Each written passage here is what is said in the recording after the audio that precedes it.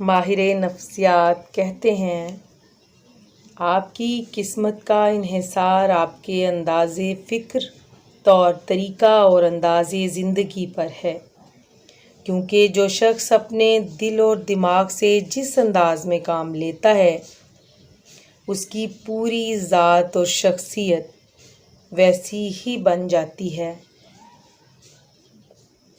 جذبات کو پیدا کر سکتے ہیں۔ اگر آپ خوش رہنا چاہتے ہیں تو زبردستی مسکرائیں اور ہنسیں۔ آہستہ آہستہ آپ کا دماغ بھی آپ کی صداکاری کے مطابق عمل کرنے لگے گا اور آپ سچ مچ خوش رہنے لگیں گے۔ بہترین ادب یہ ہے کہ انسان اپنی حد میں رہے اور اپنے دائرے سے باہر نہ جائے۔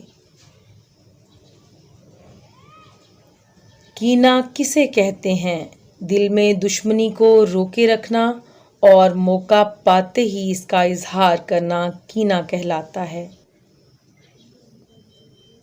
وقت اتنا مشکل نہیں ہوتا جتنا لوگ بنا دیتے ہیں۔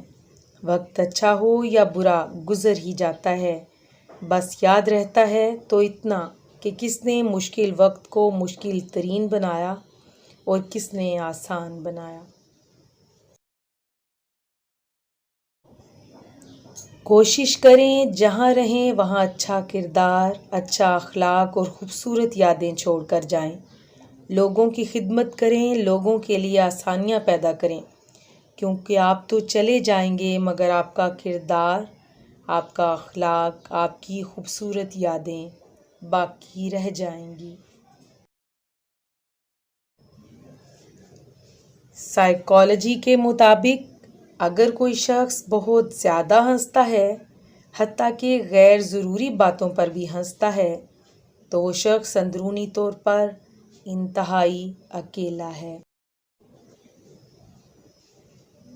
اگر کوئی شخص روتا نہیں ہے تو وہ شخص اندرونی طور پر کمزور ہے۔ اگر کوئی شخص چھوٹی چھوٹی باتوں پر غصہ کرے تو یقیناً اس شخص کو محبت کی بہت ضرورت ہے۔ اگر کوئی شخص عجیب طریقے سے زیادہ کھائے تو وہ شخص ٹینشن میں ہوتا ہے۔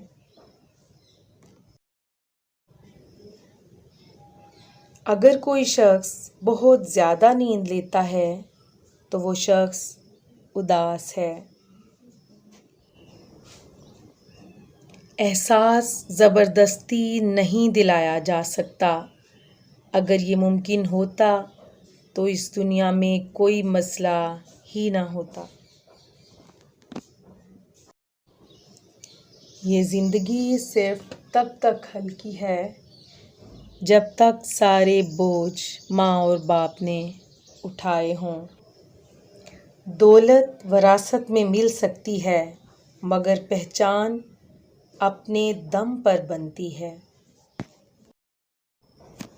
الفاظ ایک ایسا خزانہ ہے جس کو ہر جگہ ضائع نہیں کرنا چاہیے۔ جو شخص اپنی زبان اور خواہشات پر قابو نہیں رکھ سکتا تو وہ کبھی رہنما نہیں ہو سکتا۔